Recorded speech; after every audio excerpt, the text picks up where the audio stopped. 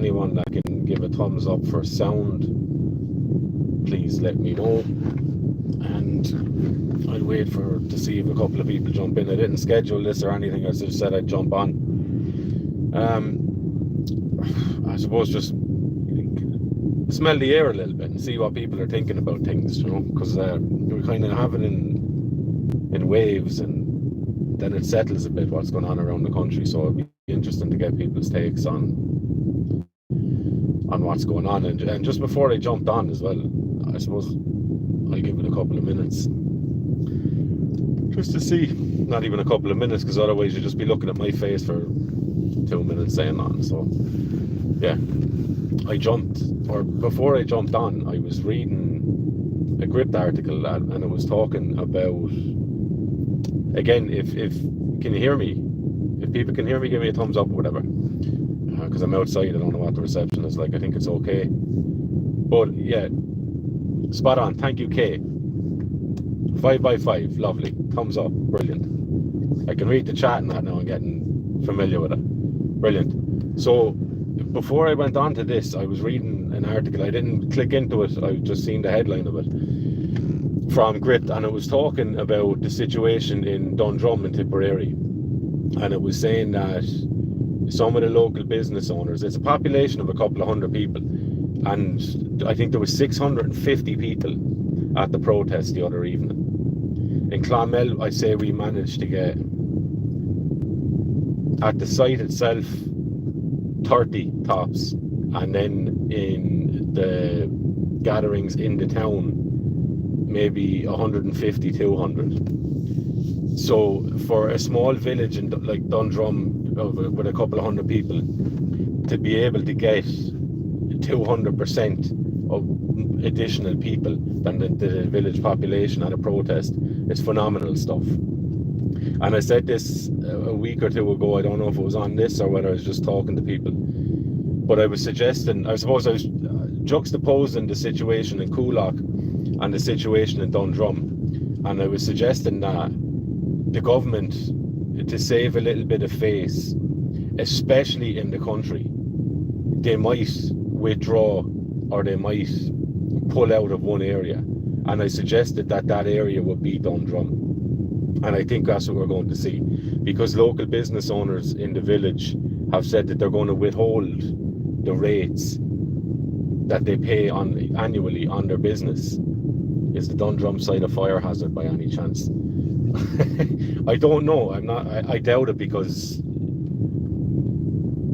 people around would not like that, because there's people living in the building. So if that building was to catch fire, you're looking at fatalities there nearly guaranteed, and that is a disaster. However, there's another hotel in Dundrum, the Golden Vale. It's dilapidated and very, very run down. However, I believe that the guy who owns the place in Rossgrave that took in the iPass people, I believe he's after buying that. So you could have, and God knows you'd fit hundreds in that alone as well, in addition to the hundreds that would fit into the Dundrum House Hotel.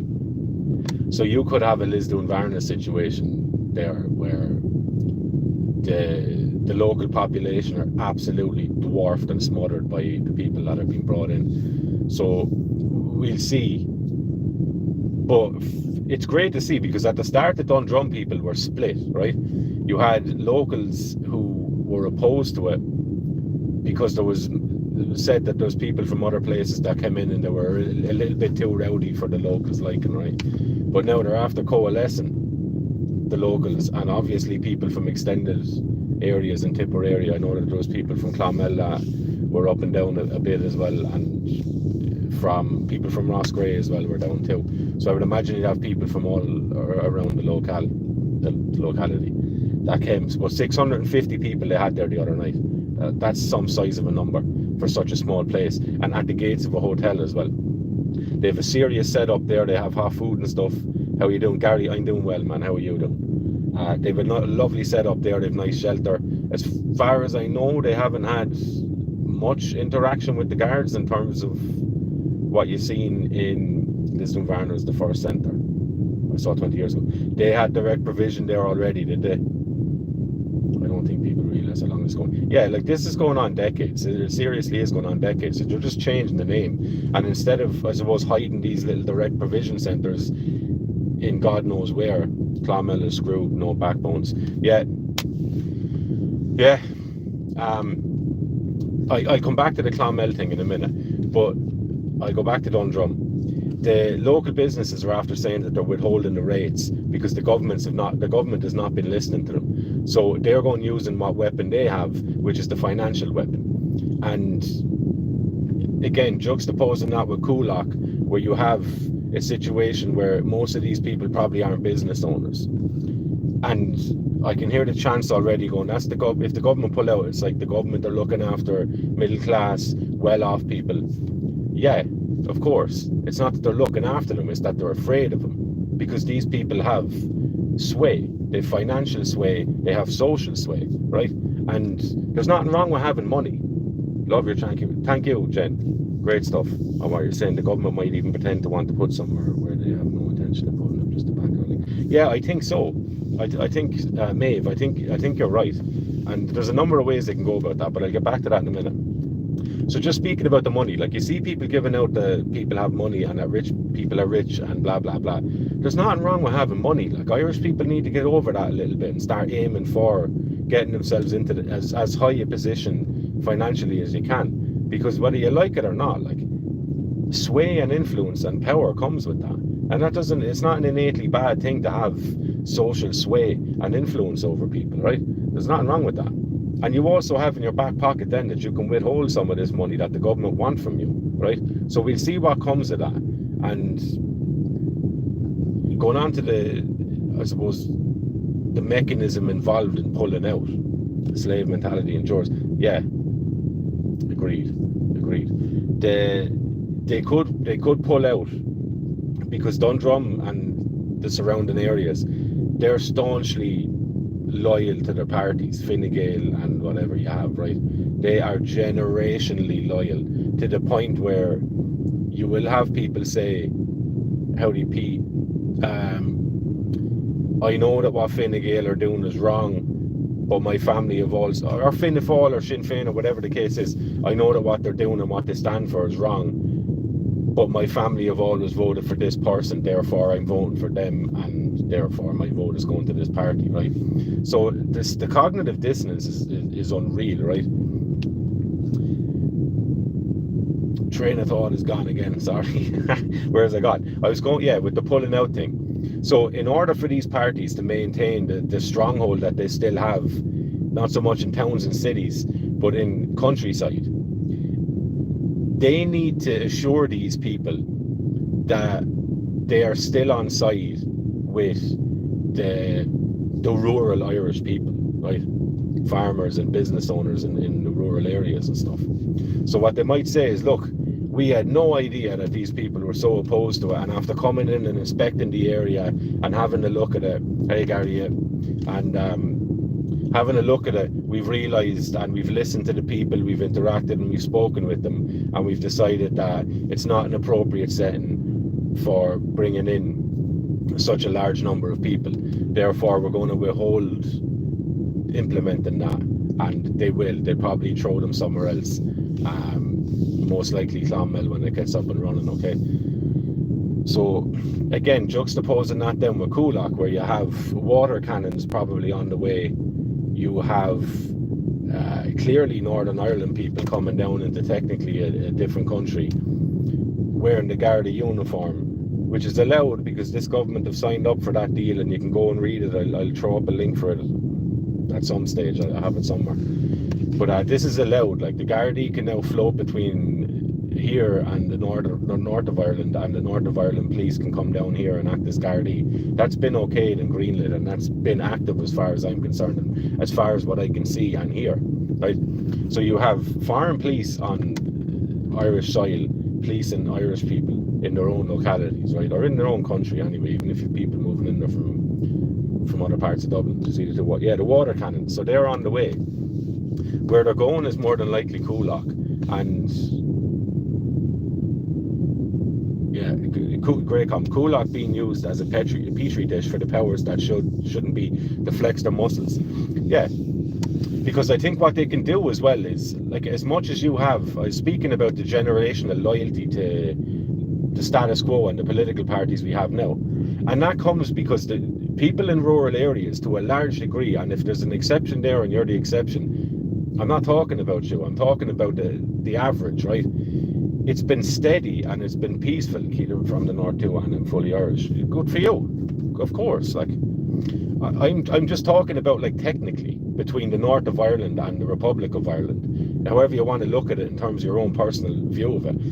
But they're technically two different countries, right? So as much as you might have fully Irish people from the north coming down acting as Gardaí here, they're still technically a police force from a foreign country, a different country, right? So that's, when I'm talking about the north, that's what I'm talking about, the technical aspect of it.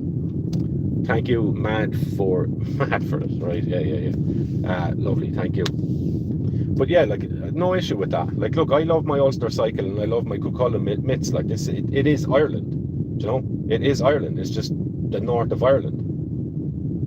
There's still Irish people, and even, look, I won't even get into it, but yeah, so when you what I was saying there about the country people, they've had generations of stability, right? Where their local councillors, and I'll give this example, I was at one of the meetings in Dundrum, and you had 5 local councillors, one who was running for election who subsequently got elected, and you had Matty McGrath, TD, there. So you had 7 government officials present at the Dundrum meeting. We had the one in Clonmel then as well, and you similar numbers at the meetings, but not one single TD or one single local councillor. They were all invited, not one of them showed up to the Clonmel thing. And this is the difference that I don't think people in rural Ireland see, because they're not part of towns or cities, right? And they find it hard to believe when you say it to them, that TDs and local councillors in Clonmel have no interest in speaking to the people of the town. They have no interest in it. They won't show up when they're invited. They won't answer doors. They won't respond to emails. They have no interest in talking to you on the phone. None of that stuff. But in the country, it's different, right? Because they have more sway. Because they're more industrious. For whatever reasons, we won't hold it against them, right? But we should aspire to be similar. They're more industrious and they have more sway. So the politicians have no choice but to listen to them to a large degree, right? And yeah, so over the generations, country people have had a pretty stable living conditions, whereas in town and cities it hasn't been like that. You've had the opposite. You've had generational experiences of being abused by the authorities and being looked down on and not listened to by, and taken advantage of largely as well, to be honest with you, by local councillors and just people involved in the state, right? So the people in the town are already at the point of going, you know what, we've had enough of this. Not just in terms of what's going on the last few years. We've had enough of this generationally. And so it's in the government's interest to placate rural areas and to stay friendly with the farming people and the country people and the rural business owners, because that's where their voting base still is, okay? So it's in their best interest to retain a friendly atmosphere with the locals and all that stuff. So that's why I believe that Dundrum will be nixed and they will take it off for now, right? I think there's protests going on outside your man's house who owns the place as well, and I think he's trying to sell up. You have a few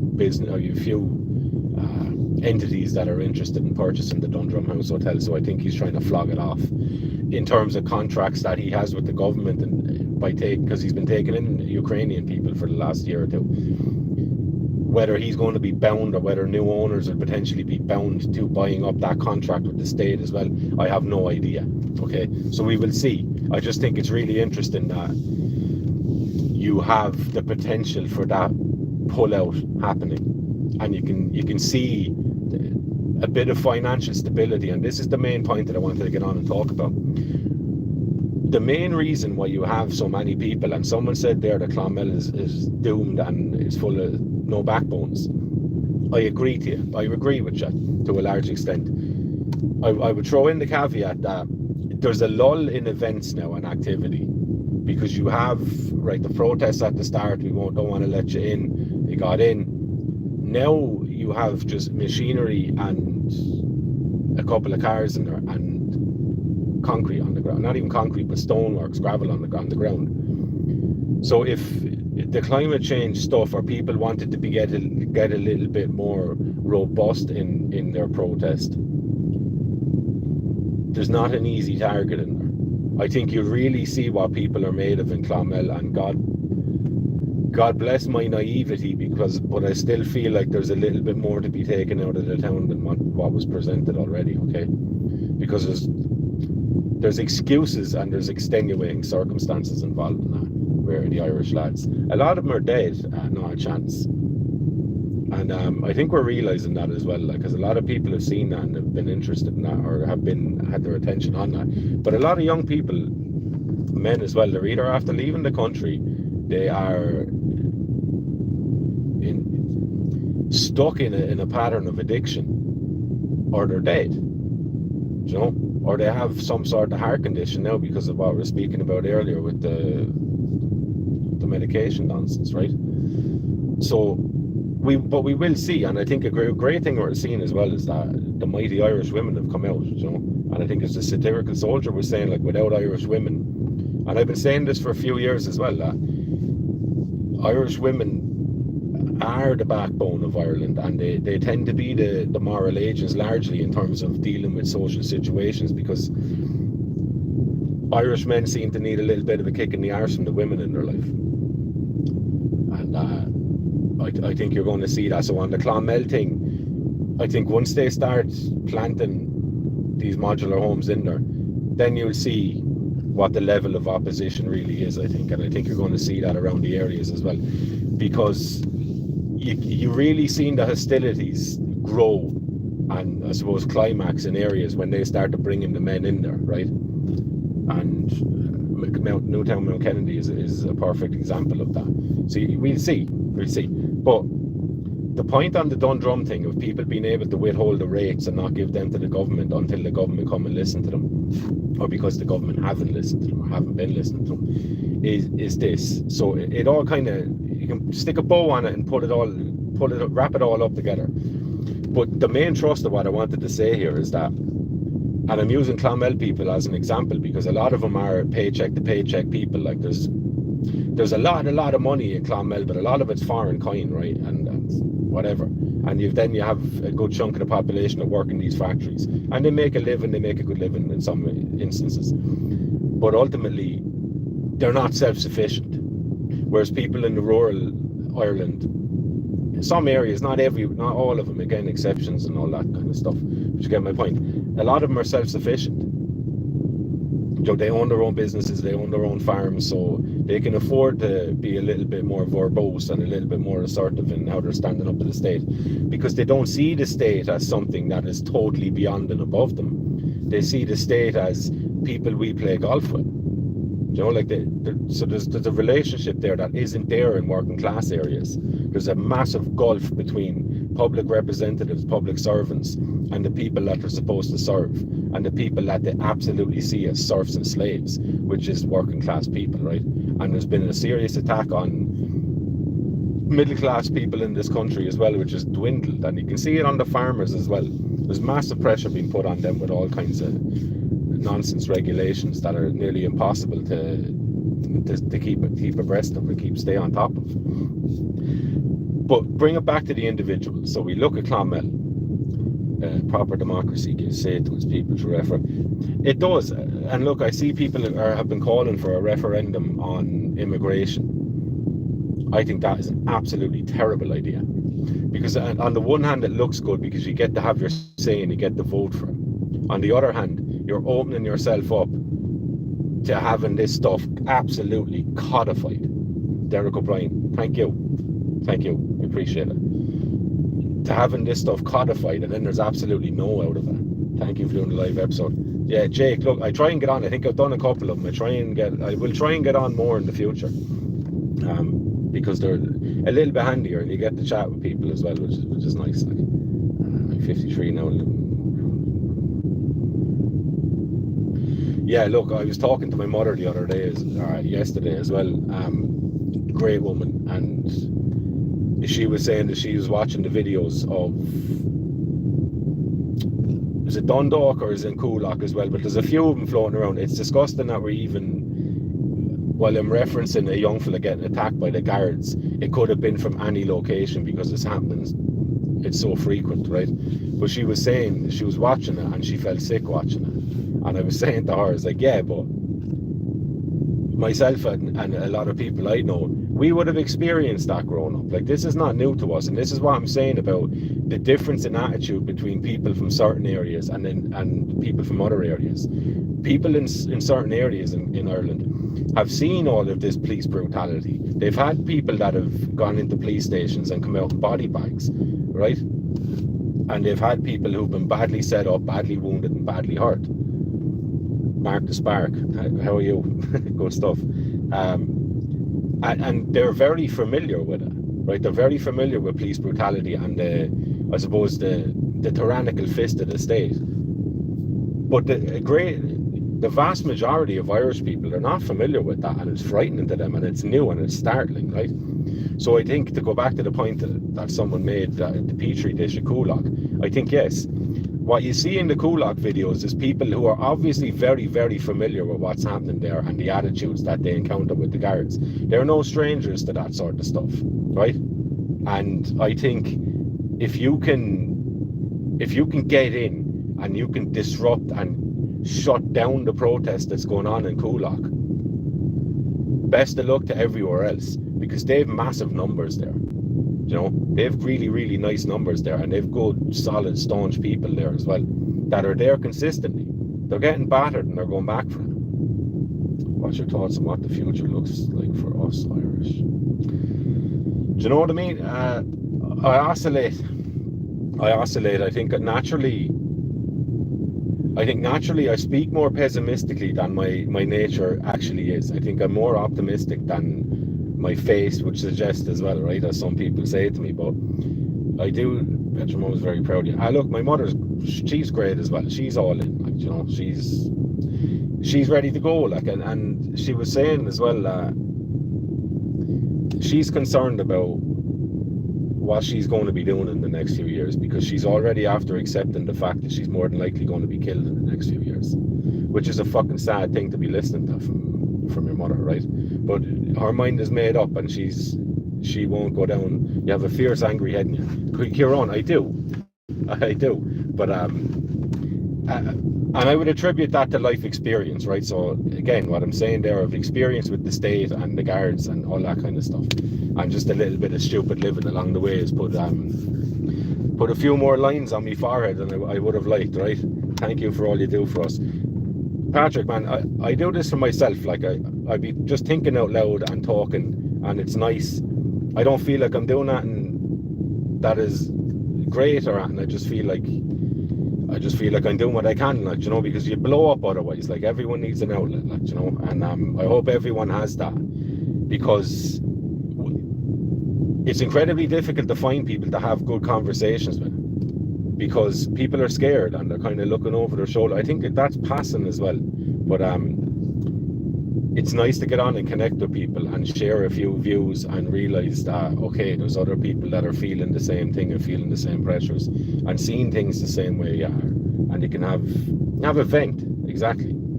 Sorry, your mom's right. Yeah, look, man, what can you do? Like, you know, I keep you calm, says the way, right? Look, if I could put it in a bottle and sell it, it'd be great. Or if someone could sell it to me, it'd be great too, like, because we all have our moments, right?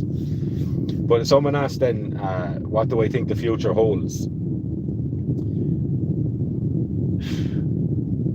I think the future is ours if we reach out and take it. So long as we continue to ask for permission for existence and permission to maintain any sort of standard of living, or to even be tolerated on our own native soil, I think we'll be railroaded and flattened, and we'll just become extinct, or we'll all end up fleeing the country, or whoever. The only thing left of Irish people will be those who left already and may or may not return. Okay, but I feel you're a man ahead of your time. Thank you, Jake. After World War III or Holy War, whatever blows you first, the people's leaders. Yeah, look, and a leader is, I go back to that, a leader is, that's a good point, and it's something worth talking about as well, particularly in the Irish context and historically. But I think I'm optimistic about the future. I think so much depends on what happens in America, and I know people give me a little bit of stick or whatever for talking about the American stuff as well. But lads, we're I was going to say we're not an island, but we are an island, but we're not totally disconnected from world events. Like, I think if anything, the last few years have shown that there's a hand over everything. So once this hand decides that a decision is being implemented in countries, it's happening. And people can resist it if they want, but it's happening, and it's uniform. The COVID is the best example of that. You see all the newspapers with the exact same visual image on it and the exact same headline. So the media is wrapped in a bow. The Donald Trump thing in 2016, like, how many people were ye interested in, or how many people were actually really interested in politics prior to Donald Trump running for election? Because I didn't know many. Any thoughts on Conor McGregor?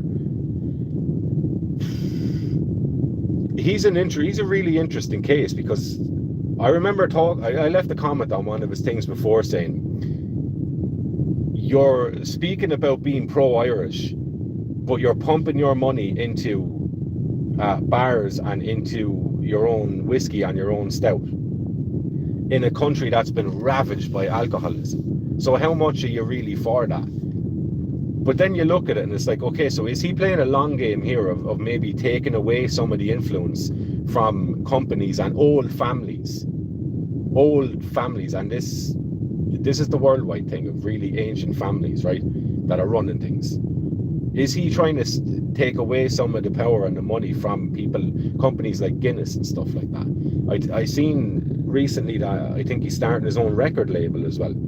So whatever sort of people or sort of music he's going to be promoting on that's an interesting one to see. Because if he goes down the road of, like, do you know, like, there's a few buskers in Dublin and they've videos out and they're phenomenal singers, they're phenomenal guitar players, and there's an ancientness in their voice, right? And I think if he starts plugging them in and starts promoting them, that's a bit of a renaissance in terms of music. Okay, and I think Uber Bio was talking about it as well, of the origin of rebel music coming from the Celtic revival, that kind of stuff, where they were going back and looking through the old mythology, and they were looking at old music, and their artwork and stuff started coming. And this is over late 1800s, right? So W.B. Yeats and Lady Gregory and all that, all that kind of stuff, A. Russell, all that kind of good stuff, right? And if anyone, Harry Clark, is it the guy with the stained glass windows? If you haven't seen them, go and have a look at them. I think it's Harry Clark or Henry Clark, but put in Clark stained glass windows and look at them. They're phenomenal. Uber Buyer's vids are not short, brilliant. Yeah, he's phenomenal, isn't he? In fairness to him, he's great.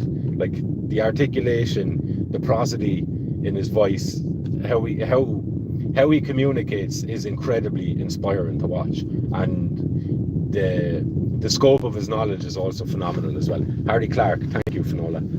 Great stuff. They're lovely, lovely things. Really, really, you can see the mixture of Christianity and early Celtic mythology and fairy tales blended together, and they're phenomenal pieces of art. And McGregor can't be part-time nationalist. I agree as well. I don't know about him, to be honest. Like, I'll run alongside of him as long as it's in Irish people's interest. But as soon as if he goes off in a different direction, off you go. Like, I'm not tied to him as a person or as a personality in any way. He's just a person who does some things that I like and has money, and more power to him if he's leading a good life and he's benefiting people, right? But we'll wait and see. Let's not make heroes of anybody. Okay, so we'll walk alongside each other up until the point where we're not benefiting each other anymore, or not benefiting Ireland. And we also need to be quick and sharp in calling people out for that. So even if we've developed good friendships, and if I start spouting off some nonsense and I start looking like I'm leading people down the wrong way, I expect people to go, well, hey, hang on a second, you're being a bit sneaky here, because whatever the argument is, right? I think we need that, because I think we're too polite in this country, and it's a detriment. It's a beautiful thing, but your virtue can be used against you in ways, and I think we need to be able to pull that back in and go, right, while it's great for us to be nice and mannerly and pleasant to each other and stuff, there's limits to that, right? So our courtesy needs to become absolutely conditional. So here's our standards, and here are our boundaries, and once you trespass them, then that's it, okay? You don't get a second chance, right? So that's my thing on McGregor and Daniel O'Connell, the rally to people. Yeah, look, didn't he have meetings with kind of 500,000 people? Like, wouldn't you love to have been at one of them? 500,000 people in a field listening to one person. I'd love to see how well his voice carried. But yeah, like, going back, and I'm doing a lot of reading on that as well, because I spoke about it the other day, and I wonder what people think of this. I wasn't brought up being anti-English. I wasn't brought up being immersed in my own history or anything like that. I was brought up, as I was saying earlier, with the daily struggle of just the surviving kind of a thing, right? And not to play the pity pot, but my life wasn't easy growing up, and so I didn't get the chance, or I didn't take the chance, or I wasn't shown the way to get involved in my own history. And in school a little bit, I remember one of the teachers gave me a book, and it had old Irish mythological stories in it, and I flew through it, and I asked him if he'd another one, right? And I was a really, really, really quiet and shy child, and a bit of a broken child, so I didn't speak much, right? But I remember being so interested in the book and I flew through and read the whole thing, that I was like, any more of that? Like, what's that? I never heard of this stuff. This is deadly. Kings and knight soldiers and great stuff, you know? So I forget where I was going with that, to be honest with you. But yeah, so I wasn't brought up, and it's a lovely way in it as well, because I was given no leadership, so I was kind of free to make loads of mistakes on my own and learn loads about people, right? Am I Irish? What do you think? Damn. We've relatives in England. I've relatives in England as well. So yeah, the teacher was grand. I don't think he's seen how big it was for me, but he was like, yeah, of course, here's the second book, off you go. Had a look at the stained glass. Yeah, Gary, they're phenomenal. And where was I recently? I'm terrible at remembering things, but I was somewhere, and they had an exhibition of his stuff, but I can't remember where it was. I forget. It was in Ireland anyway, but it was closed for the day, and I was sickened. Everybody's Irish. Yeah, we're all Irish now. It's great. But my point on the English thing and growing up, not seeing any of that, but still kind of being a little bit triggered with some things, like an English accent that kind of make me squirm a bit. But I got over all that stuff, right?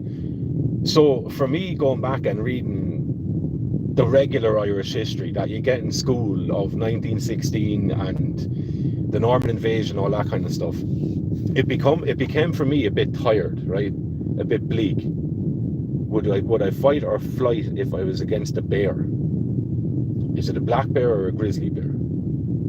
Keep up the great work, man. Yeah, look, I keep going. McGregor's a mouthpiece. Yeah, he is, but he also has massive, massive social sway in this country. And I think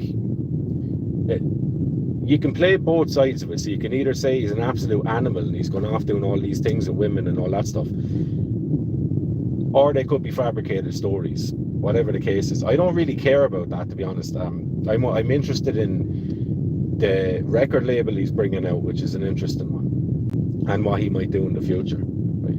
So Kulak tomorrow is a setup. Maybe because it looks like there was a protest organised there, and I don't think anyone is familiar with who the organiser was, which is never a good thing, you know. We had a little bit of that in Clonmel. It turned out to be all right, like, but people just saying that they're going arriving onto a town protesting on behalf of that town, lads, you can't be doing that. Like, you need to get in contact with people that are from the town and go, right, look, I'm going to come in and say hello and all that stuff, right? I think your aircon is blowing. Sorry. Sorry, it is. Good evening, Adda. Great to see you doing live streams. Hello, I'm in the chat. Paddy, thank you. And Patrick, who said the aircon? David, yeah, grand, thanks. Yeah, no organizer came forward, so that's a bit suspect to me. I was at a protest against the nice band. Kilkenny, how's Kilkenny doing?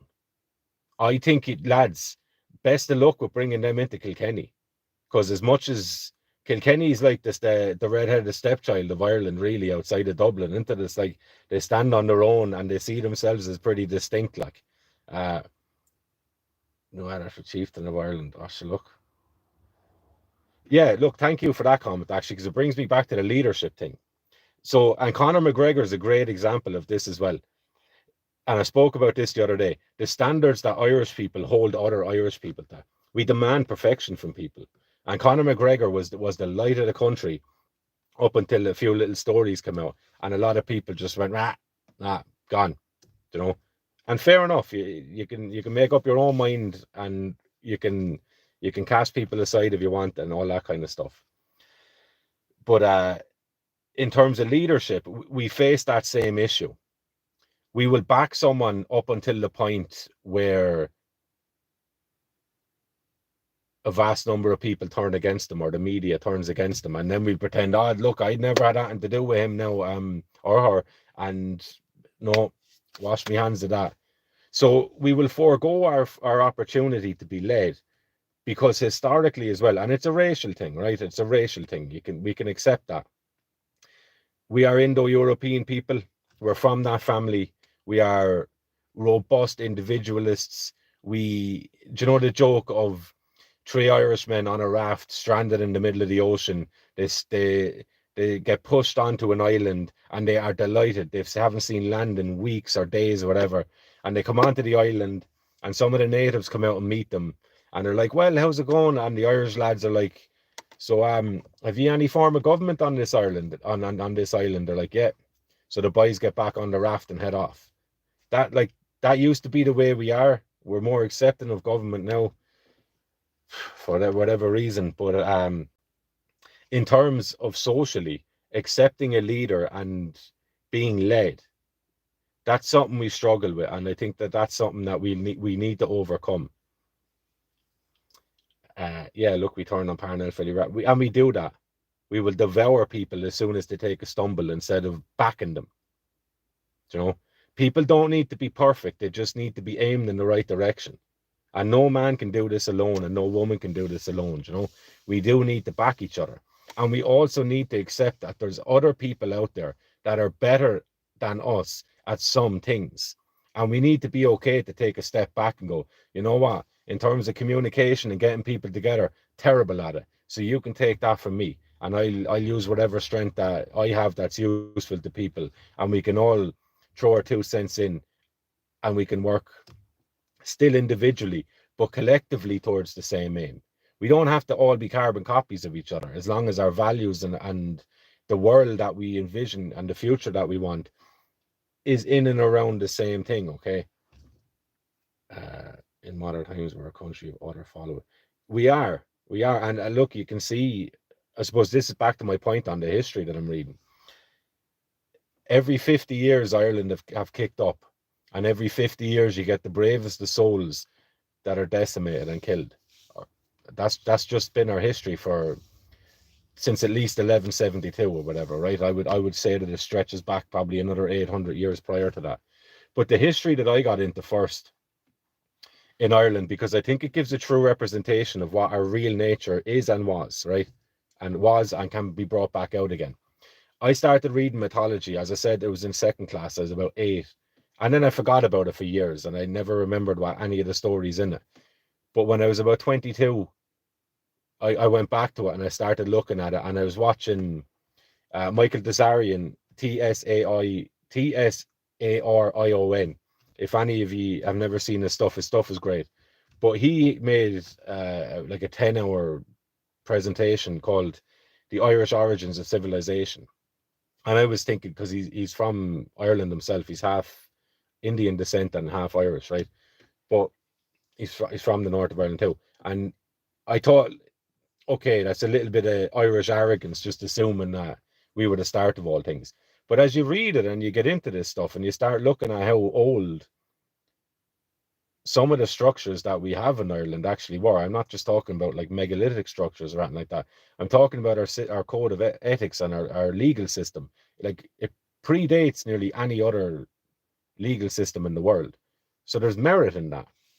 You also have the Céide Fields as well, which is like the oldest demarcated farm works in the world, right? As far as I know. So there's something to that. Because what we're told is that you just had a bunch of savages living in the woods and eating each other and sacrificing people. And then Louis C.K. Come on. No, yeah, look, whatever, red haired. We all look the same, you know. We're like Asian people, I suppose. We all look the same. So I heard, like, so Céide Fields is overlooked a lot. It absolutely is, because it poses a lot of questions to people, because it doesn't make sense. So if they're going to say to us the common historical story we're told is that civilization started in Sumer in the Middle East and it expanded like southwest into Egypt and northwest up into Europe, and then we finally ended up in Ireland, right? So if you're going to say to me that agriculture and that started in the Middle East and Ireland were the last to receive it because just due to the location, we're the furthest away from it, but yet we have the oldest demarcated farmland in the world, that doesn't make sense. How could that be? That we seem to be, we caught a hold of it, this really, really new thing, and we were the last to have it, but we mastered it quicker than other people. It doesn't make any sense. Even in terms of Newgrange, like Newgrange is older than the pyramids. Okay, so what does that tell you? So, and not only Newgrange in terms of the structure of it, but in terms of what it was there for. And I know they give the argument that Newgrange was there so the farmers could understand when to plant their seeds and when to pull the crops. Like, what? So if you've these simpletons that don't understand when springtime comes and they need to build this colossal building that just so happens to be aligned to the winter solstice, which is a really, really, really important date for nearly all ancient cultures, because they studied the stars, they studied the skies, they understood these things. But you have these simple Irish stupid farmers that didn't understand when springtime came and had no idea when their crops were ripe. They needed to build this big, massive structure, astrologically aligned, in order to understand that. Like, that makes no sense. That's just nonsense talk. None of it makes any sense. It's like saying that a peasant fella built a car in order to understand how he should go about building a cart for his horse. He built the car first and then the cart for the horse. None of it makes sense. How long are you homeless? I've been squatting in my car for a few years now. Luna says coming up in a day or two. It is, of course, yeah. And look, there's ripples of this stuff in the social gatherings we have. Pre-Christian stuff, right? And I think there's echoes of that still tumbling out of people. And I think that's what's being resuscitated. And a controversial one for some people. But I think in order for us, if someone asks me what I think about the future, I think in order for the future to be positive, we need to engage positively with the past. Not through affectionate eyes, but through really clinical eyes. And look at our history with Rome. Not Jesus. Not Jesus. You can have your own individual relationship with Jesus all you want. Beautiful stuff. Off you go. Take it, love it, nurture it, spend time with it, and speak with it. Okay? Off you go. Whatever your own level of divination or divinity or any of that stuff is, off you go. If it benefits you in your life and it makes you feel like you're getting to know yourself on a deeper level, off you go. I'm not discrediting Jesus in terms of it being a belief system or in terms of it having any intrinsic value to people. I believe it does, and off you go. It is what you make it. I'm talking about our relationship with Rome. And there's a few things about the Roman story as well with Ireland that doesn't make sense either. So you have Julius Caesar who goes, I know I'm all over the place of what I'm talking about here, but I'm just kind of bouncing around with thank you. Yeah. Why would Gaels pray to a Jewish God? This is a good question. So was it really a Jewish God? Because we have Beltane or Bealtina, again, nearly the counter to Lunasa, right? So demarcating different parts of the year, the sowing and the harvesting kind of stuff, right? So I look like a cop. Jesus, that's rough. That's the worst thing someone said to me now all day, Bonnet or Benet. But it is what it is, right? So we have Bealtana, which is a festival oriented around the god Bel or Baal. Who was Yahweh at war with in the Old Testament? It was Baal. So is that a Middle Eastern god he's talking about there? Because it just happens to be the same god as we had in Ireland, right? So is the Old Testament speaking about a clash between the monotheistic Yahweh and the ancient Irish deities? I'm not giving enough to convince anyone of that now, but it's worth looking into, right? Because you have the Irish history of Scota, Scotia, which is where the name Scotland gets its name from. The Irish people used to be called the Scotti, Sotti, right? And then Scotland took its name from that. But we have Princess Scota, who's apparently buried in Kerry, grand.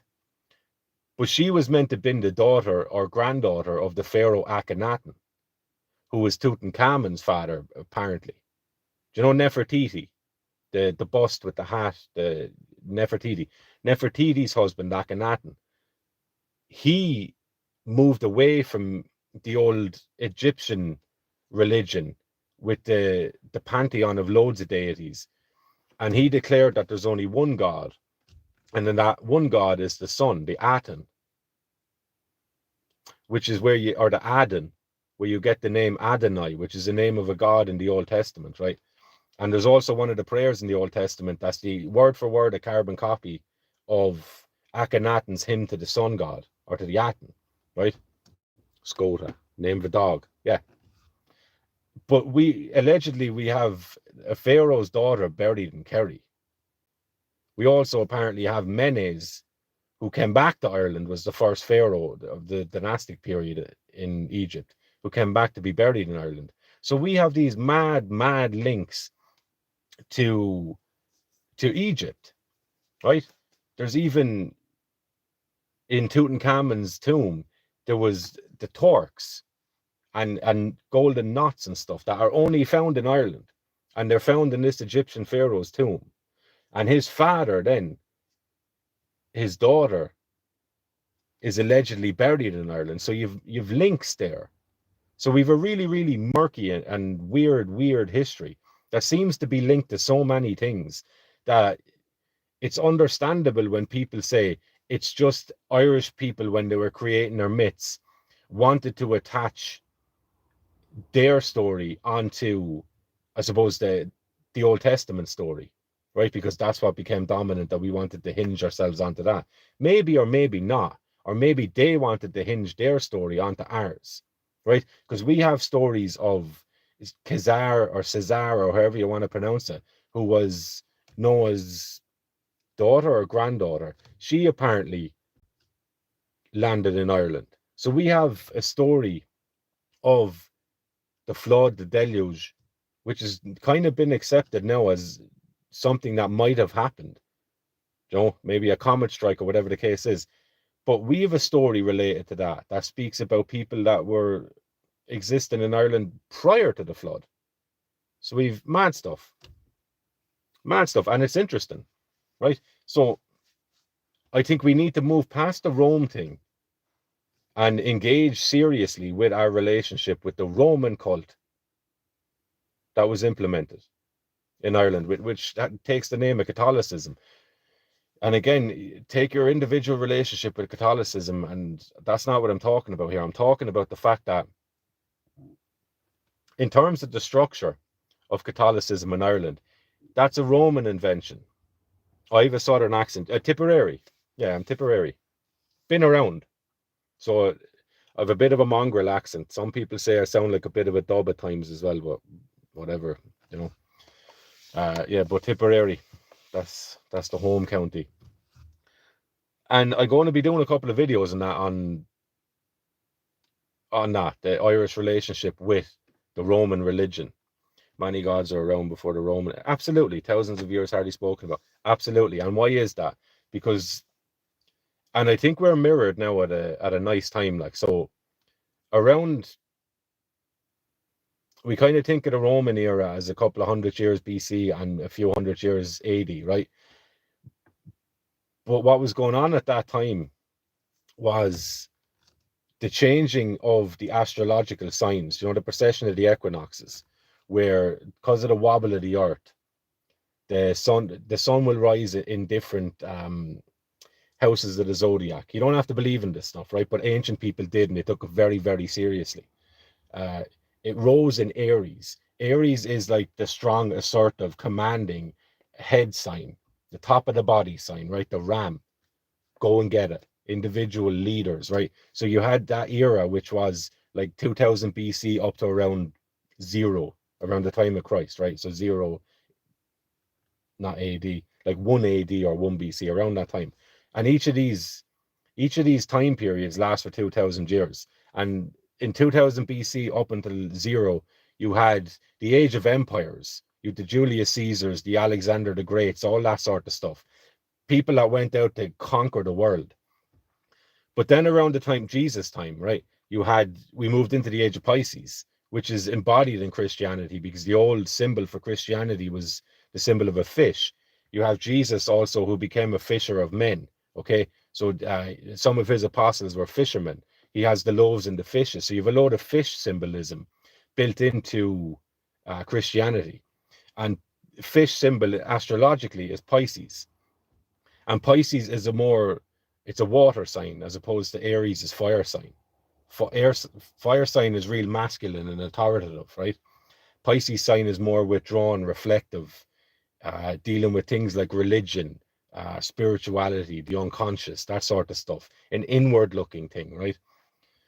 So we move from the Aries into Pisces, and then you corresponding with that, then you have the rise of religion, Christianity. No longer would countries and nations be conquered by the sword and the club or whatever the case is. It's now going to be conquered by subversion, which is getting in there and creating myth making, subverting native people's mythologies and stories and histories and religious beliefs and stuff, and amalgamating that into what became Catholicism.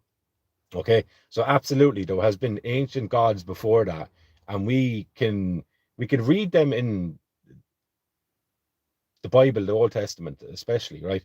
And we need to go and pick that apart because I believe that them books still have things to tell us, right?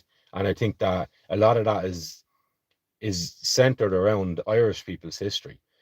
Because I was reading a book the other day, and in the space of a couple of paragraphs, it's interesting. You had Aristotle speaking of Ireland being ancient place, and it was given the name of Ogygia or Ogija, Oggyia, which was a name that was only given to really, really ancient and revered things, right? And then so the Greeks had a good respect for us prior to the Roman stuff. And then you get a couple of paragraphs later that was talking about how the Romans viewed us.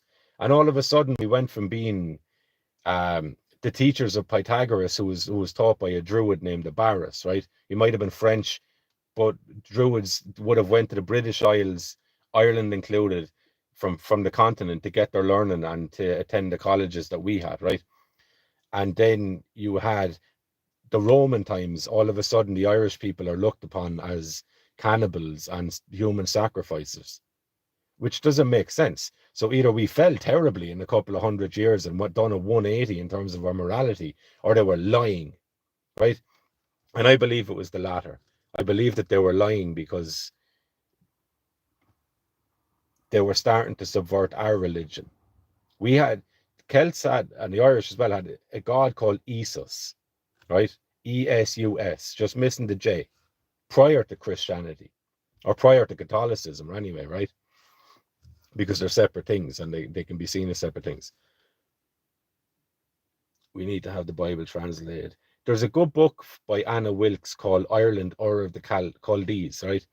And she speaks about the Bible and how if you understand the Irish language, you can see so much in the Bible when it's written in Hebrew anyway, because she's saying the two languages are very, very similar, and she gives countless examples of it. And she's saying that the Bible makes a lot of sense in an Irish context if you're familiar with the technical side of the Irish language, which I'm not, ashamedly, okay? But my point on that is, I do believe, I'll tie this up now, the Roman thing. So they got as far as England.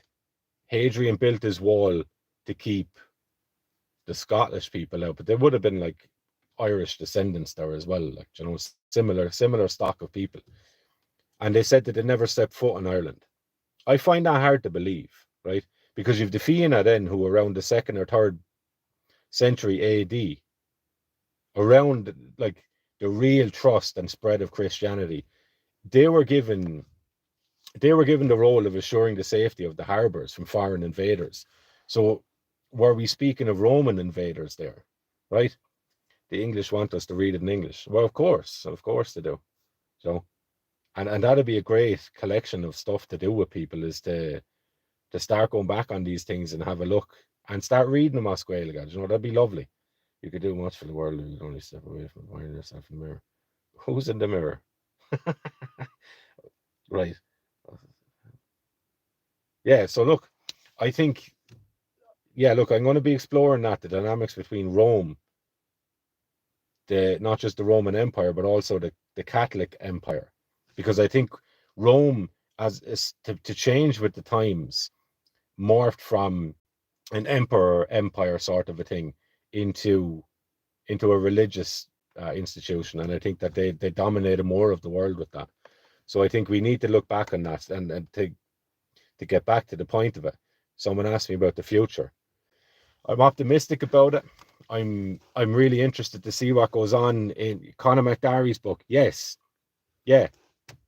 So thanks, Chris, for that. So Conor McGregor's book, again, a few years ago, I remember hearing about that, going, it's a bit far-fetched. The Bible, an Irish book, I don't know. But then you read the book and you start to read other things and you kind of go, maybe. And also as well, the treatment of Irish people over the centuries, it doesn't really make sense. Like, there must have been something very, very personal. Maeve, am I going to upload this? Yeah. I'll be finishing up now in a minute or two anyway. But it doesn't make sense. The treatment is so horrendous and so severe, with absolute genocidal intent, for an island that didn't really cause much hassle to people. If anything, the opposite was the case. You have so many civilizations that spoke fondly of us, right? And then you wonder, like, why did Rome and why did England need or want to eradicate us? Sorry for being late. No, you're all good, man. You're all good. Just jump on and have a chat and stuff. And there's no real aim of this. But yeah, like, it doesn't really make sense, the treatment of us. But it does make sense if you look at it from the Conor McGregor perspective, or the Anna Wilkes maybe, that the real cradle of civilization, at least in terms of Europe, was Ireland, or it played a significant role in Western civilization. And in order for England to assert its dominance as an empire, it needed to destroy that. Otherwise, it would always play second fiddle. That's why the language needed to be gotten rid of. Okay? This is the same with Rome as well. And I think that the Romans were savvy enough to understand that the Irish have always been profoundly religious. So that's how you get to us. And that's how we were gotten to. Okay? And I think we need, as Irish people, to move forward. We need to step back and reevaluate our relationship with Catholicism. Britain was Celtic originally anyway. Absolutely. And these poor English people, were convinced and convinced themselves that every one of them are descended from Norman aristocracy, and they're just not. They're just not. You know? The poor Irish fella got shot in Titanic. Which fella is that? He's trying to get on one of the lifeboats, is it? But yeah, look, I'll upload this anyway, and I'm going to head off now because it's getting a little bit dark and my face looks glowy with the light. But vanity, what? Mahan Farah Cara. Thank you, good Margaret. Right, I'm going to head home and take a colour, I suppose. So be optimistic about the future, not naively, but in the context of, thanks, Chris, in the context of world events, because I think as much as 2016 kicked off and brought to light what was already in motion, but just quietly and silently, and they were getting there slowly. You should consider doing a series of mythologically themed videos. Would be very. I have a few of them actually on. It's crazy. Like I was dipping away with the YouTube stuff and just throwing up mythology videos and my thoughts on them, and like getting a couple of views here and there. And then I just made a video talking about where we are in Ireland, and then bang, loads of people started watching it. You keep connecting the clot shot and us having to fight was on point. Yeah, look, I'll finish up on this one era first, but that's Maker says immigrants online originally from before you right. Grey point. Why do we make ourselves immigrants on a land we are from originally before we arrived on the island of Ireland? Sorry, late to this. Significance of 2016 early invasion. The significance of 2016 I'm talking about is the Donald Trump thing, because people turned on. All of a sudden, everyone was a political savant, and they all knew. So yeah, my point on the mythology stuff. There's a few videos I have on the YouTube channel about that. I'm pretty much just talking about the stuff I already spoke about, but in more detail. So if you want, you can go back and look for them. I think there's a couple of playlists in there, and I'll get back to that. And Finola, I know you wanted me to read the Children of Lear as well. I'll get on to that as well. Because I think that stuff is really nourishing, as you're saying there. It's good for the soul. It is. And I think we all need a cleanse every now and again from the political stuff. Because it's great to go, I don't like this and I want this to stop. But what we need to what we need to come up with is what we're going to replace it with. And that's how you get people on side as well. I think like if we started doing things like having fairs again, of little sports day kind of things, but for adults. But also like having baking competitions, all that sort of stuff. People reciting poetry, writing songs, doing dances, all that good stuff, right? If we started doing that, that brings people in, right? And while they might not be on board with going up protesting a site, they might be very on board with the fact that there's a community gathering spirit happening here. And there's positive stuff being talked about. Book clubs, yeah, lovely. I floated the idea a few months ago of doing book clubs on Twitter Spaces or something, but I don't even know how I'd end up working that. Like, do we all read a chapter for the week and then come back on the Sunday and talk about it, or whatever? I'm not sure. But it's all stuff that could be happening. I'm trying to read these now. Yeah. Can we do 11 versus 11 football match? I'll play. You can do what you want. FJP, we can do what you want. Tiernan and Og designed them into my own kind of this. Good luck. Good stuff. Some mythology might be only to leave clues when Jesuits telling everyone what they can read. I completely agree. And that's a great point. And that's something that we need to also consider. Like, so you have the Sons of Tyrone, where Lou's father Keen is being hunted by Tyrone's sons, and he's turning into a rabbit or he's turning into a pig, and you're reading it kind of going, what the fuck is going on here? Like, because it's not meant to be literal. Like, they're talking to you about something, they're taking on the characteristics of the thing. So what is a pig like? That sort of stuff. It's symbolic stuff. That's what myth is. It's lovely. And I suppose mythology differs to me with history, because history records facts as accurately as it possible, right? In details. I think mythology seeks to try and capture the mood of an age rather than Keith done this and Johnny done that on this date. It's like, okay, so if you were to look at the 20th century in Ireland, what story would you tell? You know, what sort of symbol or what sort of character would you use to best embody the attitude and the spirit of the 20th century, for good or ill, right? So, look, there's loads of stuff, great ideas there. Still, the comments have vanished. Do you know what I think it is actually with the comments thing? I didn't know that there's a filter that you can go into and check. So you can have it either very restrictive or average or not restrictive at all. And the default setting on it is it limits potentially bad comments or whatever. So I think that's what it is. So I just copped it a while ago. I'm going to start doing that on the videos and I upload them with just carte blanche freedom, run away with your comments, because I haven't seen any bad comments that I've gotten on this. Not, I mean, like disgraceful comments. People can critique things and stuff. That's great, lovely. But like, there's been no hateful comments and that could get you in trouble, sort of a thing, is what I'm trying to say. Right. So, look, lovely ideas, and I'll get back on this again in next week, because I think there's good ideas and there's good people, and I appreciate your time, lads, and I appreciate the donations and all that stuff. You've all been really, really good to me, and long may it continue. And I'm glad you're getting something out of this, and I'm getting something out of it as well, and it's great.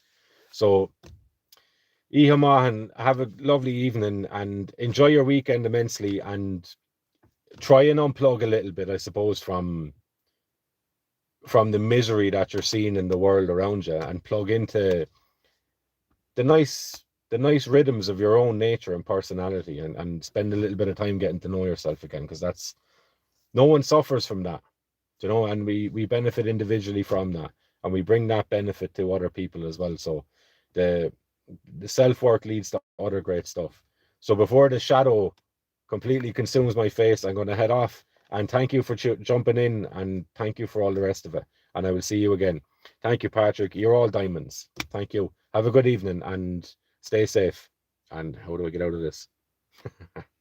Right. Good luck. I'll figure it out. Oh yeah.